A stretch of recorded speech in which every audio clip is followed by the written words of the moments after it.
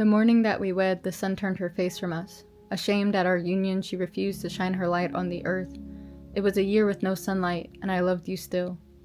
Guided only by the glow of the full moon, I watched the shape of your nose against the stars in the night sky. Under candle flames, I saw your eyes and etched them into memory. I loved you by touch and by hand alone. I traced your lips to help them fit with mine, and I didn't despair about when I would see you again, because I learned to love you anew in the dark. Soon enough, the sun gave her light back, though the heavens still warred and the lands began to simmer. The days were brighter than we had ever seen and hotter than we remembered. We kept each other so warm in the dark that we didn't know how to make room for the sun and her heat. So that year we swam in the waters to keep ourselves cool. The sweat on our bodies mixed often as we worked, but we did what we could to stay in the shade. The sun was mistaken, thinking that her stare would make us wither, that it could somehow dry up our love. She was wrong to believe her heat would pressure us to give this up, because I learned to love you, even when life was too hot to handle. The next year, the heavens commanded the water to recede and dry up, for the sky to close its gates, for the rain to cease. We were left barren, with no crops to grow. That year was difficult.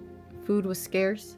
Only a single plate between us of roots we dug, acorns previously collected. But I never felt hunger after having my fill of you. There was no lack that mattered with a love so abundant. Having nothing showed me that in you I have everything. To our surprise, the water returned. When the heavens, heavy with rain, grew tired of carrying their hate for us, realizing they were the only ones being affected by the bitterness they held in their hearts. So that year we celebrated. Feet in the mud, we worried not about being dirty or staining our clothes, for finally we had enough water to wash ourselves clean.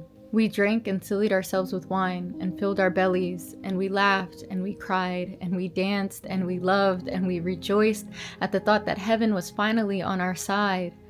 And I looked into your eyes, and you looked into mine, and we smiled, because life had finally caught up to our love, assuring us that everything would be all right. So we celebrated, though we were mistaken. The heavenly bodies filled with disdain and protest of our love turned their faces again, and the gods thundered in their anger, and the earth went into upheaval. The seasons out of whack, the heavens threw down on us every kind of attack, and still we loved. The only way we have learned how. In the dark when we don't know where to go. In the light when everything stings a little too much. Underwater trying to keep our heads up, and on dry ground with nowhere soft to lay.